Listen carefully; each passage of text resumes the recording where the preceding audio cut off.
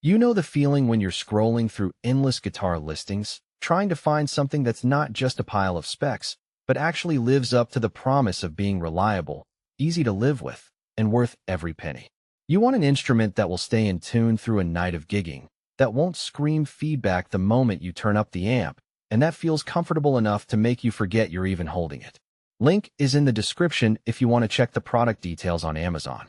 That hesitation is real. I've talked to a lot of players who bought a Hollowbody on a whim because the glossy finish looked cool, only to discover it was either too noisy on stage or just didn't match their playing style. The risk of ending up with a guitar that sounds great on a demo but turns into a liability under lights is something every buyer worries about. Before I hit record, I dug through forums, watched a handful of demo videos, and read the handful of reviews that actually exist for the PRS SE Hollowbody standard Piezo. The consensus is clear. It delivers a warm, resonant tone that many describe as vintage jazz meets modern acoustic. But it also carries the quirks you expect from a Hollowbody design. Let's break down why that matters. A hollow construction isn't just a marketing buzzword. It literally changes how the wood vibrates, giving you a richer low-mid response that solid bodies can't replicate. If you've ever tried to coax an acoustic vibe out of a traditional electric, you know the difference. The PRS SE Hollowbody standard pairs that resonance with a built-in piezo system, meaning you can pull an acoustic-like signal straight from the body without a separate pickup or mic.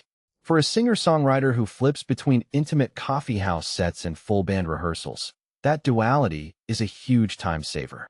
The dedicated volume knobs for the magnetic and piezo pickups let you blend on the fly.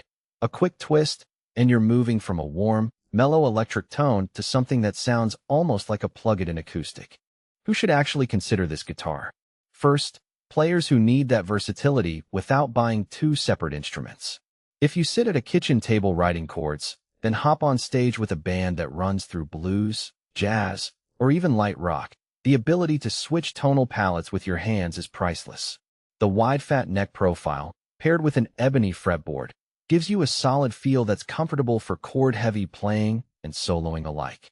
The finish, a doghair Smokeburst, isn't just eye candy. It's a subtle nod to vintage aesthetics that tends to hide minor dings, making the guitar look good even after a few months on the road.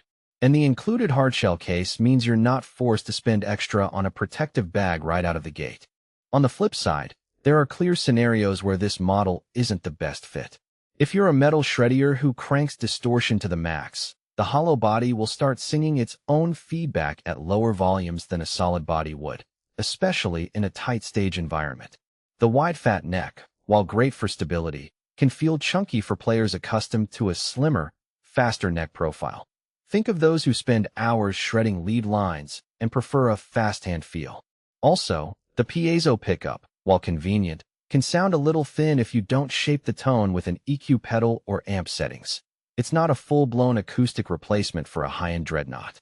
In real-world use, I've seen a folk rock duo set up a small PA and pull a clean, airy acoustic sound straight from the piezo without a mic, then switch to a crunchy single-coil vibe for the bridge section, all while keeping the same guitar.